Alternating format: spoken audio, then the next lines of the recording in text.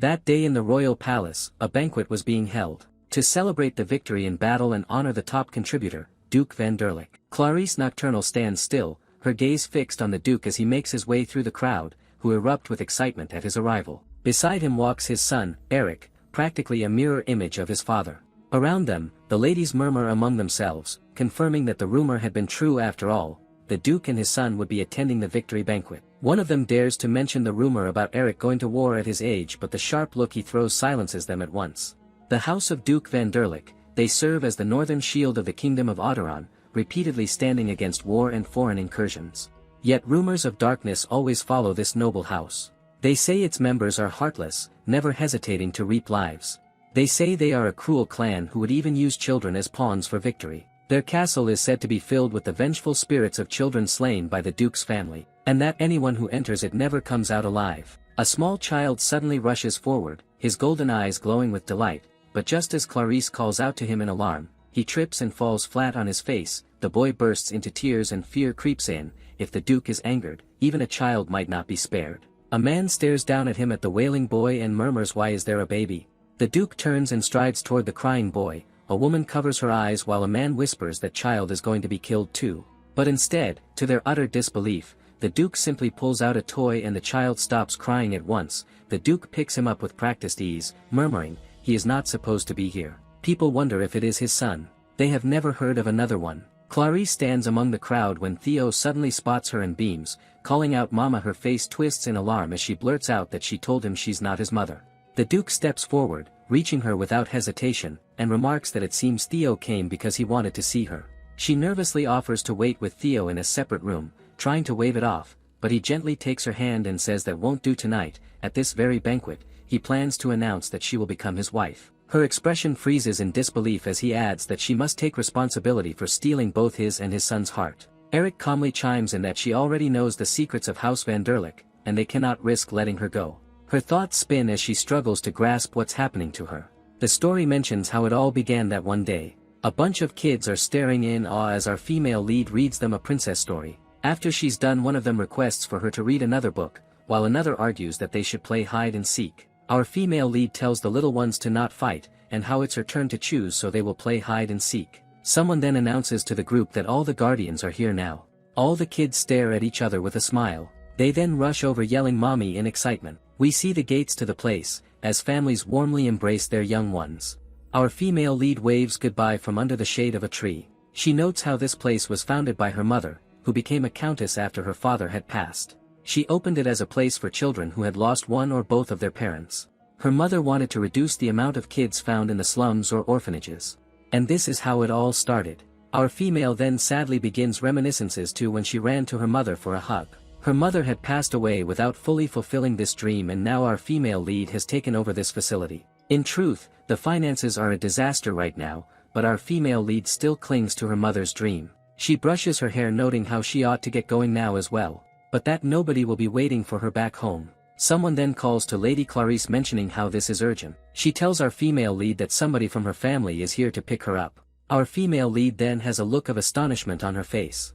We later see everyone at the Nocturnal Count family table. A man calls to Clarice. He mentions how they're all here to celebrate her birthday. The Count is actually her uncle. Her cousin is named Annette, and she tells Clarice that they've been waiting forever for Clarice to come back. The Countess asks if Clarice was at the facility again and tells her to eat some food before it gets cold. Our female is confused at the mention of birthday. She just realized now that it's actually her birthday, but why all the festivities today? She notes how they never ate with her before and how they never even showed the slightest of interests.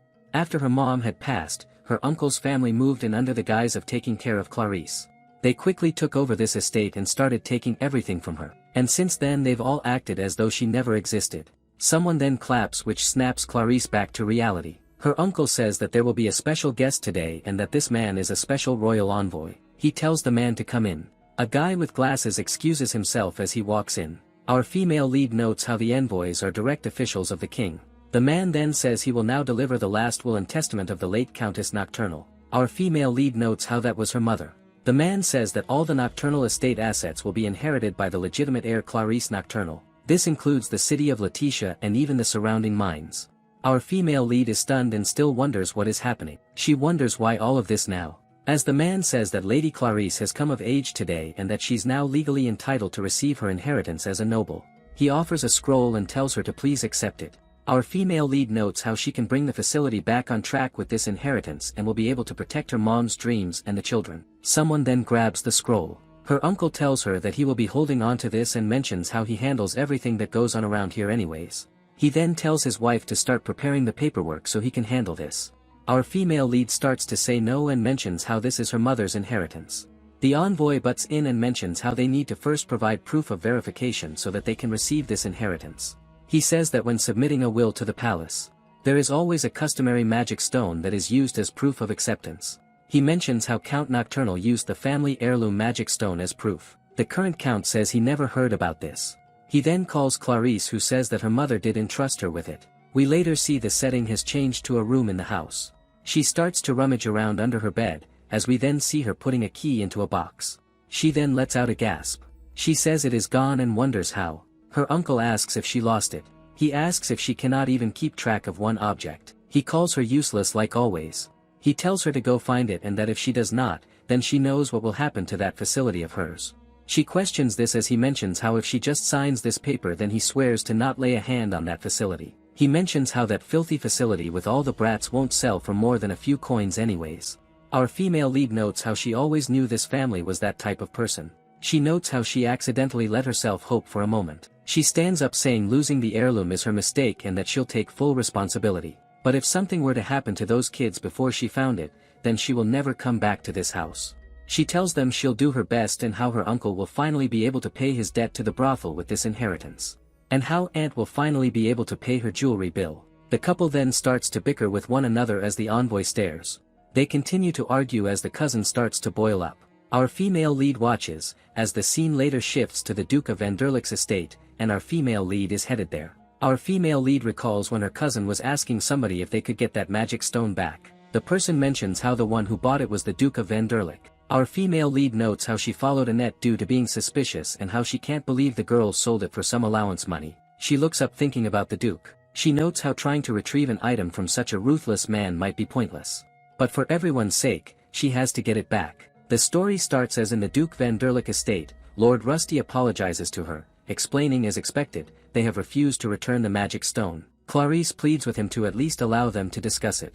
But he requests her to leave. She knew it wouldn't be easy to get it back. So she decides to think of another way. She notices the estate feels oddly quiet. She hasn't seen a single servant. Something is not right. A baby's cry rings out and at the same time, she feels cursed magic in the air. This is bad. Something's happening. The House of Van der Leek, they would even use a child as a pawn if it meant winning. She climbs the stairs without sparing a glance at Lord Rusty, who calls out behind her that she must not go there. Reaching the room, she pushes the door open and freezes. A baby is crying. She wonders who left him here. Then she spots the heirloom magic stone of the estate lying right beside him. Why is that here? But before she can move, something presses against her neck, and a sharp voice demands who she is. A chill runs down her spine as she shuts her eyes, fearing the worst. When she slowly turns, she finds a rattle, not a blade, held by the Duke himself, watching her with unreadable eyes. He notes the baby is no longer crying, then asks again who she is. She stiffly replies her name is Clarice Nocturnal and that she came to speak with him about a matter of great importance, and then she suddenly felt an immense surge of magic. His flinch doesn't go unnoticed. He then asks her how did she get him to stop crying. Only then she realizes the child isn't crying anymore. Not only that, he's also grabbing her hand. She blurts out maybe he just cried himself to sleep. He turns on his heel, glancing over his shoulder, he tells her to come with him. They need to talk. She quickly follows after him. And now that she thinks about it, that sinister magic she felt earlier, it has disappeared. Over tea, he admits that the child is his adopted son. She is surprised to find that out. She did some digging before she came and the Duke is supposed to be single. A look of worry crosses her features. She doesn't believe every bad rumor about the Duke but cannot help but think what if he's planning to use their child for something. Suddenly, the child cries again, making both of them tense. The Duke quickly moves to him and shakes the rattle. Clarice watches, clearly unimpressed, and suggests he try holding the baby instead. He lifts the child awkwardly, causing him to wail even louder. She quickly steps in, telling him not like that. When he comments that she seems to know quite a bit, she explains she runs a care facility for children. Gently, she caresses the baby's hand, reassuring him he'll calm down soon, but then panic stirs. That cursed magic from before, it's back. Her eyes dart around, searching for the source, until her gaze settles on the baby. Doubt creeps in. Could he be the source of it all? Magic is a force one is born within their body, and when that power runs dry, the body dies. She turns to the Duke in panic, but he calmly replies to try calming him down again. He releases magic when he cries. But earlier she managed to get him to stop. Despite him saying that, she pleads with him not to just hand him to her like that. She takes the child into her arms, feeling the overwhelming magic, knowing it is dangerous to keep releasing this much. Clarice may not have any special powers, but she can at least try to soothe him. She coos it is okay now, he doesn't have to cry anymore. The baby smiles at her. The Duke watches, shocked. It really worked. Only then the Duke admits, at this rate, the baby has only 3 months to live. He admits. The Duke couldn't believe it at first, but it seems she really does have the gift to soothe him. He admits time is running too short and pleads with her to take care of him for 3 months.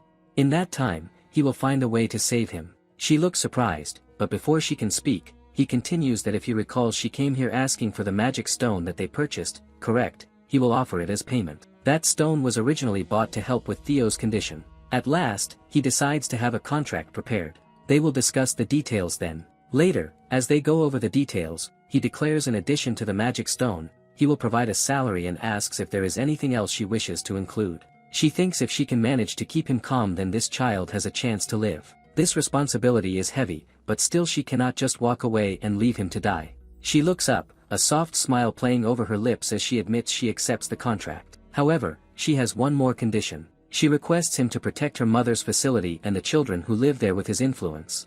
He replies very well, making her smile. As he prepares to sign the contract, his man steps forward, calling out to him before leaning in to whisper something in his ear. This is the perfect chance, why not marry her and make her the Duchess? He immediately blurts out, asking what nonsense he's spouting, but before he can say another word, she suddenly screams that it's out of the question. His man thinks he got rejected. She quickly adds she's just not thinking about things like that right now. The child suddenly smiles and calls her mama. All three, Clarice, the Duke and his man, freeze, visibly shaken. She points at herself in disbelief, as if needing confirmation that he really just called her that. She finally states he's quite the talker. But the Duke counters that is the first time he said anything. She then quickly adds babies often babble nonsense. He takes it personally and asks if she is saying his adopted child is an idiot. Lord Rusty clears his throat and asks if earlier she used healing magic on him. Lord Theo's mother could use healing magic. He thought perhaps there was some confusion because of that. But she lets them know she can't use magic. Healing magic is considered especially difficult to use. Only a handful of people in the entire kingdom can perform it. She declares there's no way someone like her, who cannot even use basic magic, could manage something that advanced. The Duke asks she cannot use magic. Then he will need to investigate what kind of magical reaction that was when she calmed Theo down. He will lead her to cooperate for a while so they can run some tests. She replies of course. Then she is guided to his room by the Lord Rusty, who informs her his assigned nurse became unwell for being exposed to his magic. Until then, the Duke, who has some resistance, was caring for him. To him, it seems like she's also unaffected by Theo's magic. They will need to look into that as well. Clarice thinks apparently the reason the mansion had so few staff was to avoid the effects of Lord Theo's magic. But she has heard people will gradually start returning now. She will need to do her best looking after Lord Theo too. Those thoughts end when she recalls she needs to write a letter to the kids at the daycare.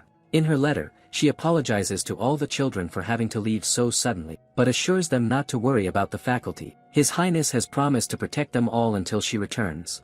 She is sure everyone was shocked when the soldiers arrived there. A cry draws her attention. Theo is awake. She decides to grab a change of clothes and heads to the closet. As she searches through it, someone dashes past behind her. A shadow falls over the child. When she returns, she stops cold. A boy stands near the crib, holding Eric protectively, his eyes locked on her in a hard glare. Before she can react, he rushes toward the balcony, the baby in his arms, and jumps. She bolts after them, heart pounding, realizing he's using magic. But then Theo lets out a cry, and to the boy's horror, the magic falters. She leans over the railing and screams, telling them to hang on. She grabs Eric's hand, now dangling in the air. But his weight pulls on her and she's yanked over the railing too. Instead of falling straight down, they hover, suspended. The magic catches again, carrying all three safely to the ground. Eric looks at his hand in disbelief. He cannot believe the magic got cut out for a second. She turns to him and fires off, "Is he okay? Is he anyway hurt?" He replies he's okay. She lets out a breath of relief, but then looks up at him again and sternly warns he must not ever go climbing in and then jump out from the second floor. It is too dangerous. Just then, the baby starts crying. Eric panics, unsure what to do. She quickly steps in, telling him to hand the baby over. She's a child caretaker, after all. But he glares at her and claims they have had so many caretakers come and go, and every time Theo just gets worse, she will be no different. Only now she realizes he was trying to protect Theo. Lord Rusty quickly arrives, saying he heard a loud noise and came to check. He is so relieved they're both safe, he thought his heart was going to stop. Clarice blurts out an apology and says he can see they are not hurt. But then her gaze drops to the blood trailing down her arm, and even Eric looks stunned. She quickly says it's nothing to worry about, it'll heal on its own. Thanks to the daycare kids, she's more than used to scrapes like this. She starts to say it is not really big, but Eric snaps, of course it is. Even tiny wounds can get affected and kill her. He read that in a book. Eric starts to explain the proper first aid is to rinse the wound with clean water and then apply pressure to stop the bleeding. But now he's using his healing powers to heal her. She recalls Theo's mother could use healing magic, and realizes this child really is the Grand Duke's.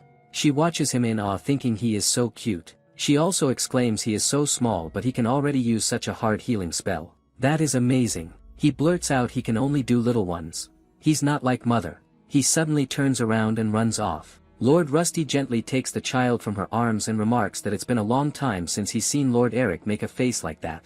She then asks, is he Lord Theo's brother? He replies yes, and they were planning to have them to meet when Lord Eric returned tomorrow, but he seems to have arrived earlier than expected, so he didn't have time to explain anything. Her gaze softens as she looks at the child and says Eric must really care about his little brother. Lord Rusty admits he does. Lord Eric is a very loving person when it comes to family. Later, Eric stands at the doorway, shooting her a glare. Clarice would like to get along with him if she can, but he has been staring at her this whole time. If she tries to talk to him, he runs, so she just needs to focus on her usual duties for now. Later, around dinner time, just as she tries to feed him carrots, he suddenly rushes in and pops it into his mouth. She blurts out, what is he doing here? He casually replies, taste testing. It's not like he trusts her or anything. But then his eyes widen and he mumbles, it is good. She says, well, if it's good, that is all that matters.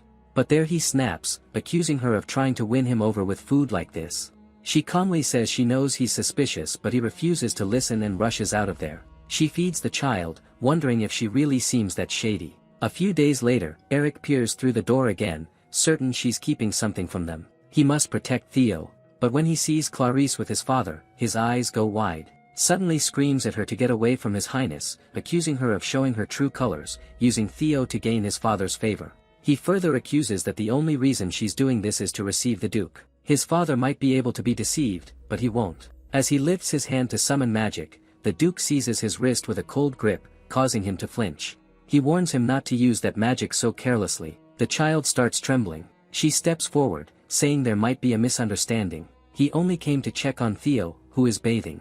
But he got soaked in hot water, so she only tried to wipe the water off of him. The Duke tells Eric not to misunderstand so easily and goes on to say even if this woman actually intended to do that, he will never be swayed. Judging by her reaction, she really did take offense to that. But then the Duke says this woman also doesn't have it in her to do that, recording how she earlier rejected him. She blurts out, of course, thinking she indeed did not have the intention of doing that, but hearing those words make her feel like she has been dumped. He declares he has no intention of ever marrying. He remembers telling him that is the reason he adopted them. Only now she finds out they are adopted. The Duke then says it is good that Eric is trying to protect Theo, but he doesn't have to worry about anything else. Eric mumbles out an apology. He excused himself to change, leaving the rest to Clarice. As the door shuts behind the Duke, both of them are left alone. She forces a smile, finding herself in this awkward situation. Eric starts moving as well while mumbling sorry for saying such weird things. He will also get back, but IHE is cut off by Clarice, who tells him Theo is still in the bath and it is hard to take care of him alone. With a smile, she asks for his help. He seems to think about it and finally says yes, taking the handkerchief from her. Later, with her guidance, he helps wipe his brother. Soon after, Theo is dressed in fresh clothes and smiling brightly. Clarice remarks he seems happy having his brother do it for him. He sure likes his older brother.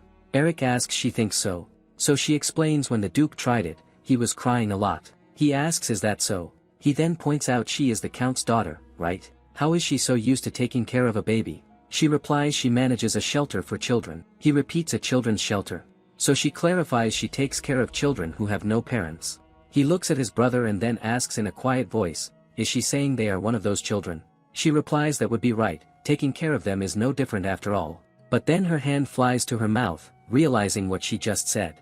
Eric snaps at her, saying they are the children of the Duke. How dare she lump them with commoners? She quickly apologizes. Eric turns to place the baby in the crib and asks her if the shelter is far from here. She replies he is going to have to take a carriage, it's in their territory. Avoiding her gaze, he admits if he gets permission from His Highness, he wants to go there someday. She looks surprised at first and then reaches out holding his hand, telling him to please come. She bets all of them would be happy. Flustered, he yanks his hand away and says there is no special meaning behind it. Providing support for them is just a noble duty. He then stomps out of there. Clarice wonders what happened, but he is glad to get along with Eric. A few days later, she walks down the hallway thinking Theo was in a good mood today. She thinks she will be able to give a good report. But then she's interrupted by a loud shout. Glancing out the window, she sees a man yelling at Eric, warning him that, at this rate, he will be unfit to succeed the Duke. The instructor screams that he's afraid of a sword. Doesn't he have any pride as an heir?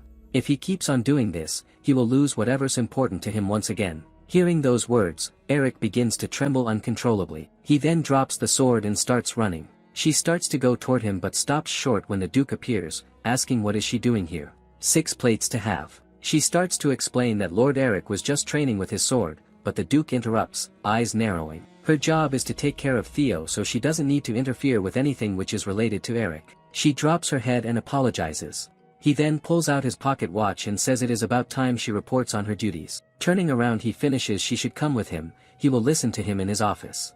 But she hesitates, wondering if Eric will be alright. Later, Lord Rusty says he heard it from Lady Clarice, but he needs to work on expressing himself a bit more. Instead of saying, she doesn't need to interfere with anything related to Eric, he should have said he didn't want her to be burdened by Lord Eric's matter. He adds Lady Clarice didn't seem happy about it. The Duke admits he's still not used to his ordinary life outside the battlefield, especially dealing with women. He replies he understands how he's feeling, but that doesn't mean he can let her get away like that. He replies he knows and pulls out some documents, prompting Rusty to ask what are those. He replies the documents of her duty report. Lord Rusty then asks are those the reports on Lord Theo's magic output?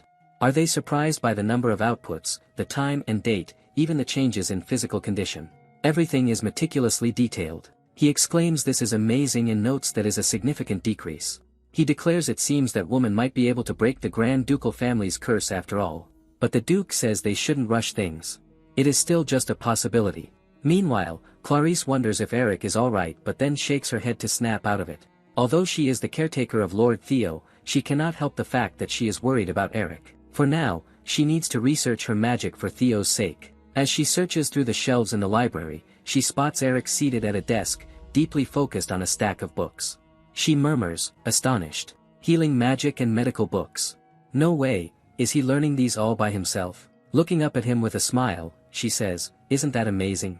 She reveals she was secretly studying by herself too, but she couldn't get as smart as him. He questions by herself, and asks then. She says her cousin took it from her. She said her education was a waste of money. He looks up saying start so, thinking they're just the same. She is relieved. She thought he would be down, but it seems like he's doing okay. She then asks him if she can sit beside him. She would like to talk, but he immediately jumps off the seat and runs away in embarrassment, shouting over why would he ever want to study with someone like her. Later, she turns to Lord Rusty and asks why does Lord Eric study all by himself? Doesn't he have a teacher? He replies it is because healing magic and medicine are not necessary for him to become the Grand Duke. She tries to argue, but he declares she should focus on improving his swordsmanship right now without any unnecessary distractions. But she lets him know she believes that kind of teaching will just backfire. Lord Rusty explains ever since the death of his parents, Lord Eric has developed her hatred for swords, and His Highness is also worried about this. She seems surprised by the information, so Lord Rusty reveals the two of them are the orphan children of the Grand Duke's older brother. After his older brother passed away, His Highness inherited the Grand Duke title and took in the two brothers. She thinks it was true after all, those children are adopted, just like her. Later, during another training session, Eric grips the sword but his hands are trembling and before long, it slips from his grasp. The instructor shouts sternly, ordering him to get a hold of himself. Then he snatches Eric's notebook and says Eric shouldn't be bringing things like that to training. Eric steps forward, pleading for the notebook back, insisting it's only his study notes. The instructor yells that this is exactly why Eric is so weak, and with a swift strike of his sword, he tears the notebook apart. He then claims at this rate, Eric will get disqualified as the successor. He should pay attention to what he is saying. In a blink, Clarice moves in front of Eric, silences the instructor with a sharp look, and declares that he's the one who should be disqualified. He asks who even is she. She replies a servant. He yells a servant. Does she know who he is? He is Lord Eric's tutor. But her eyes sharpen into a glare. She picks up the notebook and asks him if he can even understand what is written there. She lets him know Lord Eric is a brilliant child. At his age, he can even use healing magic, said to be the most difficult kind. And if there are any problems, they are probably because he's still a child. She questions in covering for that an adult's role. The instructor points an accusatory finger at her and snaps. What is she trying to say? Is she saying there are problems with his tutoring? She replies she apologizes for her boldness, but just yelling non-stop and not even trying to understand the situation is questionable. He tells her to shut up. What would a woman know? And with that, he raises his hand to strike her. She shuts her eyes, bracing for the impact. But nothing comes. When she opens them again, her breath catches. There stands the Duke, his hand gripping the man's wrist mid-air. The Duke states coldly that he personally hired this woman as Theo's caretaker. He asks what exactly the man thinks he's doing with his woman. The words leave everyone stunned. The instructor freezes, Eric stares in disbelief, and even Clarice can only stand there, too shocked to process that he just called her his. When the instructor finally finds his voice, he quickly apologizes, saying he had no idea and to accept his apology. But then he adds, still, if she is Lord Theo's caretaker, wouldn't that make her behavior even more improper? The Duke turns his cold eyes to her. She quickly lowers her head and offers a quiet apology. Eric starts to speak in protest, but the Duke interrupts. That still does not give him the right to raise his hand against what is his. He announces as if today he dismisses him as Eric's swordsmanship tutor. The instructor stammers out a shocked objection only to freeze when a sword aims firmly at his neck. The Duke states he committed 2 crimes. First, he tried to hurt an unarmed woman despite being a knight. Second, he is suspected of insulting his house. He went around telling lies about his brother and even embezzled Eric's tutoring funds. Until now he deceived his gentle brother and got the position of tutor, but that won't work on him. Just like Clarice said, he is unfit as a tutor. He turns to Eric and states from now on he will take care of his tutoring personally. Eric looks stunned as he blurts out, yes, Duke. He also admits he was so focused on Theo that he ended up neglecting him, and he will be more careful from now on.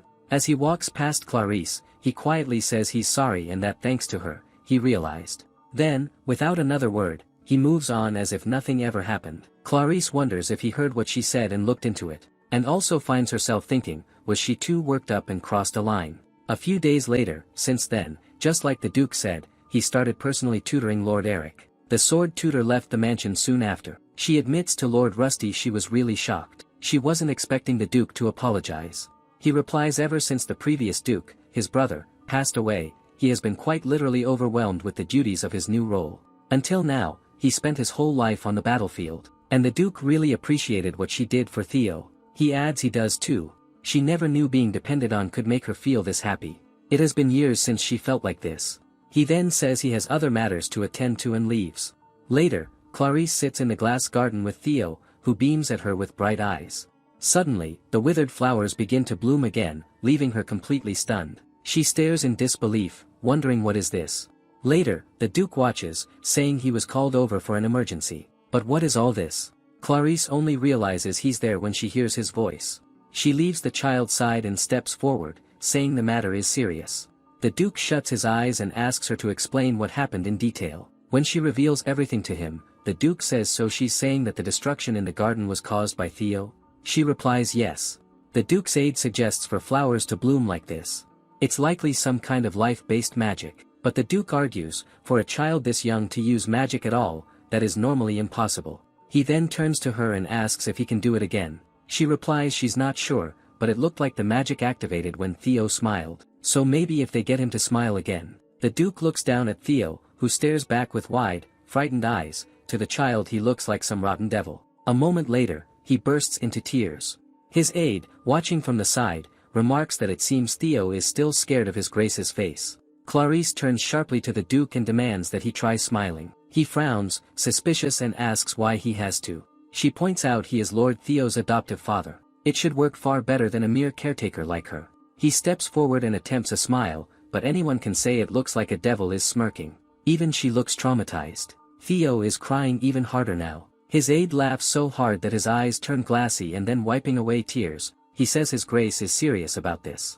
Even he has never seen him smile before. She calmly sets the child down and walks up to him, saying this is how he should smile as she lifts his face gently with her fingers.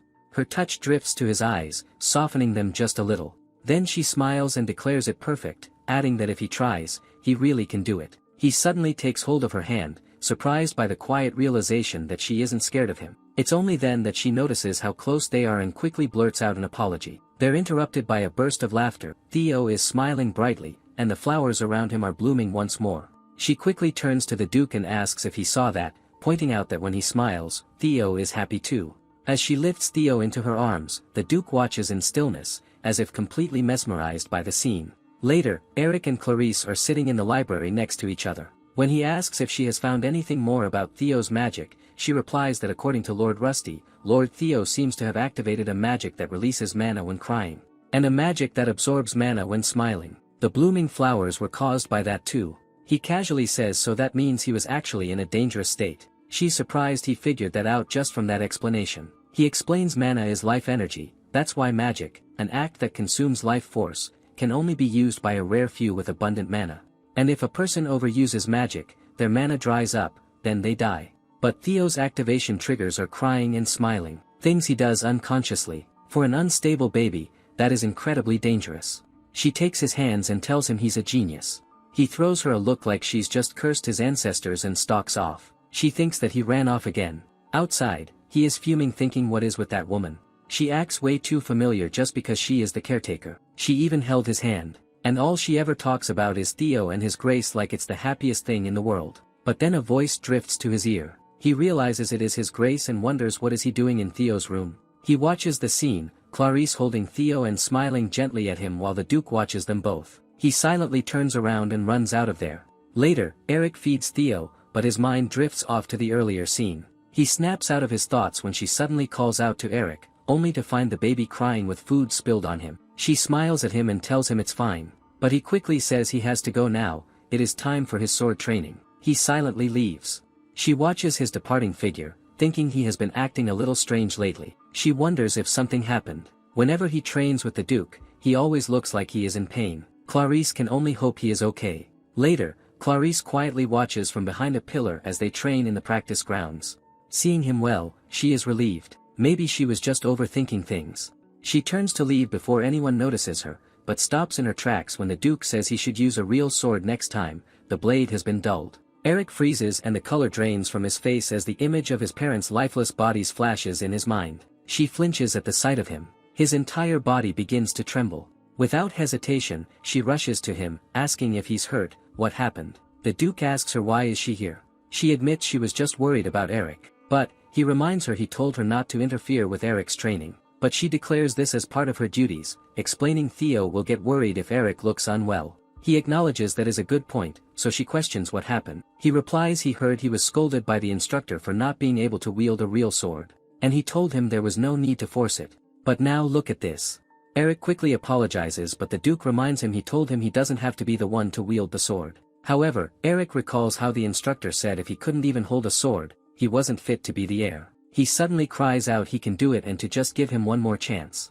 And quickly reaches for the sword, but Clarice grabs his hands. She looks back at the Duke and asks him if he is not planning to look at Eric. That's not true, right? She still doesn't know His Grace very well, but he is always trying his best to smile, and someone like that wouldn't abandon a child so easily. He asks what is he talking about.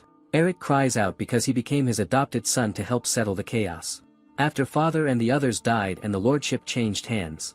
And that Theo could fulfill that role just as well. So the Duke is saying he doesn't have to hold the sword, that someone else can be the one to carry it. He asks, isn't that what he means? The Duke looks surprised at first, but then says he is sharp. He really does resemble his older brother. He then continues that he shouldn't get the wrong idea. Whether or not he can wield a sword has never mattered to him from the start. He declares he never expected him to have any skill with a sword anyway. Eric blurts out that is not fair. But the Duke tells him even his brother couldn't properly swing a ceremonial sword. His father was excellent lord, but he had no talent with a sword. That's why he honed his own skills and stood on the battlefield in his brother's place. If he could die serving his brother and the Duke's house, he thought, that wouldn't be so bad. Clarice listens to him, thinking could it be this man too, just like her. is abandoned by someone he loved most? Eric finally asks him if the Duke hates him. The Duke wants to know why would he think that. He admits because he remembers his parents, he must be hard to deal with, so it is more convenient for him to tame baby Theo and make him his heir instead. The Duke tells him not to be ridiculous, that's not true. But before he can say more, she steps forward and declares there's no way His Grace could manage something so delicate when it comes to childcare. He's completely hopeless. Tame a baby, he says. She reminds him he makes Theo cry every time their eyes meet. And now he's gone and made Eric worry too. There's just no way someone like him could actually handle a child. The Duke calls out to Eric, but he quickly drops his head. The Duke, realizing that, drops to his knees and tells him he has a gift for magic. He needs to focus on that, and he also has Theo. What one lacks, the other can make up for. That is what brothers are for. A smile lights up his face as he exclaims yes. Later, Eric plays with Theo. She watches them together, thinking he looks so much better now. When he spots her, he calls out to her asking about Theo's birthday for a birthday present. What does she think he would like? But she yells, Lord Theo's birthday, when is it? He tells her next week. She freezes in surprise. She then asks, does that mean there's going to be a birthday party for him? He admits nobody said anything about it. For nobles, a child's birthday party is a special event. It is also an opportunity to show off, but there are no plans at all. She quickly says she will go find out right away. But when she returns, she exclaims no luck. He says he knew it. The Duke told her Theo's condition isn't stable enough to be throwing a carefree birthday party, and they still don't know anything about her magic either. Eric looks down at the child, murmuring so they are not allowed to celebrate. She thinks to herself, besides Theo's condition, there seemed to be some other reason too. But he wouldn't tell her what exactly. Theo clutches his brother's shirt and looks up at Clarice with watery eyes. She quickly asks what's wrong. Eric explains softly, saying he saw her looking sad and got worried, it seems. Eric hugs his brother tightly, making him finally smile. She watches them with a smile. Later, Theo sits in the garden with a gloomy expression. She tries to lift his spirits up, but he's still sulking. Ever since His Grace said they wouldn't be celebrating, Lord Eric started avoiding Theo. She tells Theo his brother is kind, so he didn't want to show him a sad face. Even if it is not a noble-style party, she wishes they could at least do something. On the day of birthday, they go to his room, all wearing black. He looks completely surprised. Even his aide watches from behind. She asks them where are they heading out. His aide replies there was a small issue at the trading company. She turns to the Duke and asks if he won't allow them to celebrate Theo's birthday. She adds she understands this isn't the time to be celebrating, but she never wants these children to know the pain of being forgotten on their birthday and requests him to let them do something small, just them. He looks at her for a heartbeat, but then turns on his heels, muttering she can do as she pleases. She exclaims yes, sir. Later, after preparing some snacks, they turn to Theo with bright smiles and exclaim happy birthday. Clarice presents a small cake and gently tells him it's her gift, his favorite apple cake. Theo's eyes light up in excitement. Eric, meanwhile, shyly pulls a toy from behind his back. He admits it was one he cherished when he was younger. It had gotten torn, but he did his best to fix it. Only now does Clarice realize that's why he'd been holed up in his room. With a quiet smile, he holds it out and wishes his brother a happy birthday. He says it's not much, but will he accept it as a piece of him? Clarice watches the moment with teary eyes, heart melting at the sight. Theo reaches out and swipes a bit of cream off the cake, then holds out his hand to Eric, offering it to him in return. Elsewhere, the Duke silently watches the warm scene unfold. His aide glances at him and mutters not to tell him, he wants to join them.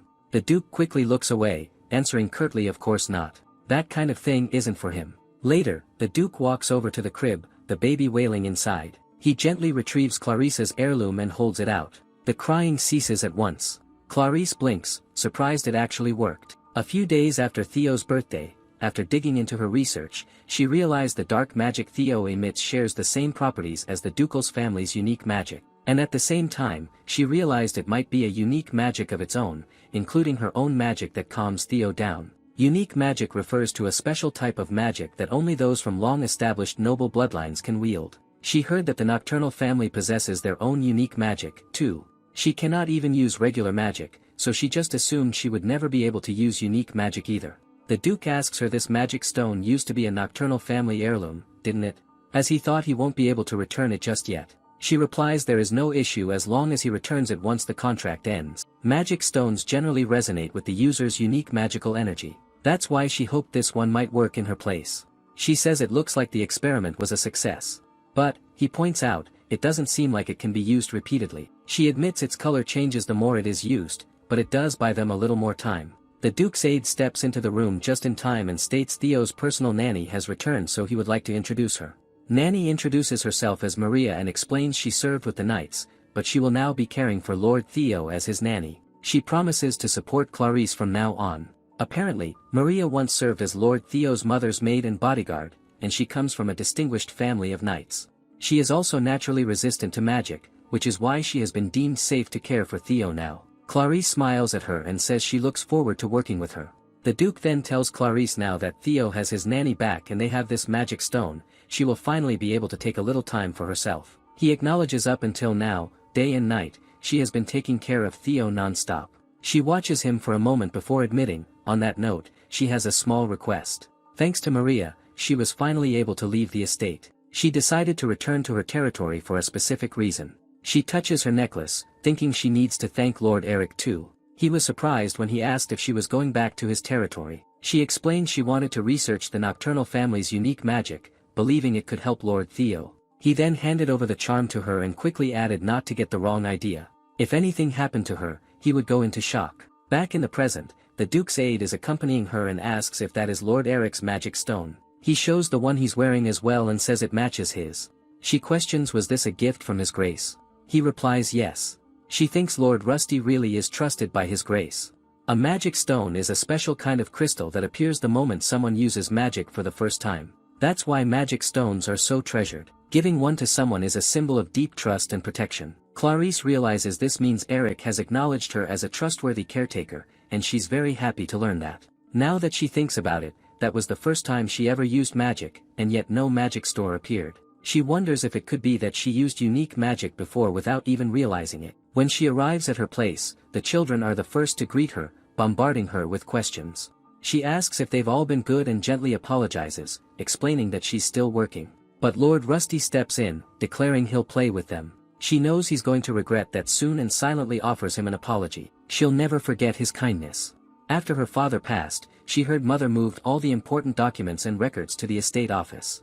Now she is in the office and turns to Phi, estate staff, asking her to check for anything about unique magic. Phi gently smiles at Clarice and says she never thought she would be working for the ducal family, but she is so relieved to see her looking so well. She returns her smile and replies the children are all so sweet. She also admits she still doesn't fully understand what His Grace is thinking, but he doesn't seem like a bad person. Phi assures her to leave the estate matters to them. They have been receiving support, so things are even better than before. Besides, both her and her late mother saved them, so now all that is left for her is to find happiness. Later, she thinks over Phi's words. She thought she was happy even while she was living here, but it must not have looked that way to others. Now she wonders what is happiness really. She falters when she spots someone trying to get in. The guards tell her unauthorized individuals are not allowed past this point, but the woman yells at them if they even know who she is.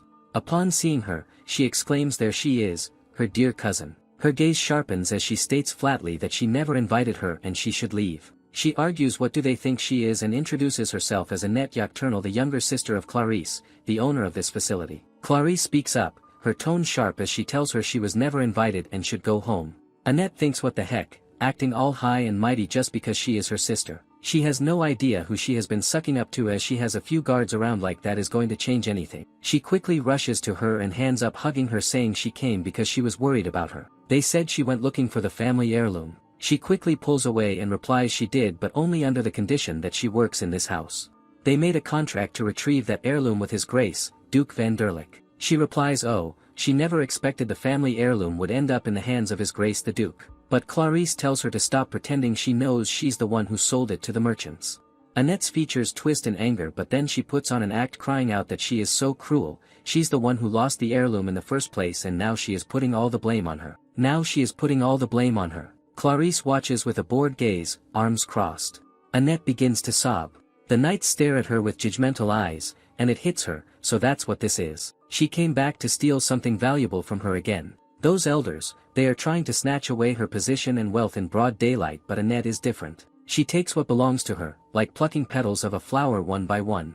Once, a teacher grew angry with her, warning that he would inform her parents she had no interest in learning. The book was smudged, the same one she had lent to Annette. Her fiancé said he was disappointed she bullied her behind his back and said the bruising was the proof. To win over her kind-hearted fiancé, she even went as far as hurting herself on purpose. Before she could say it wasn't her, Annette herself said Clarisse did nothing wrong so they shouldn't blame her. By the time she realized it was all Annette's act, it was already too late. No one believed her anymore. That is why she ran to this place for her mother's inheritance. As she begins to shake, thinking she had never even set foot in this facility before, the necklace glows faintly. She recalls Eric said it would protect her. After her mother died, there was no one left to care about her. No one was waiting for her to return. That's why back then, she truly felt happy, even if it was only for a moment. Now she has Lord Eric's trust. So she decides not to let her do whatever she wants. She tells her to go ahead and blame her if that is what she wants, but until that contract is fulfilled, the heirloom won't be returned, no matter what she tries. Annette blurts out to wait. She thinks she's misunderstanding something. Annette suddenly rushes forward and grabs Clarisse from behind, making her flinch from the force. Clarisse winces, wondering what Annette is even doing. That hurts. Without warning, Annette holds up the magic stone hanging from Clarisse's neck. She remarks that it's a magic stone and asks if it's the family heirloom too. Then she whines that if there's still an heirloom left, they should just split it, and not to worry, they will handle the money matters themselves. Before she can say another word, Clarisse slaps her hard across the face. She sharply tells her the magic stone isn't the family heirloom. Annette snaps back, demanding why she's wearing it then. Clarisse replies coldly that it's something precious to her, and warns her not to dare touch it with her filthy hands.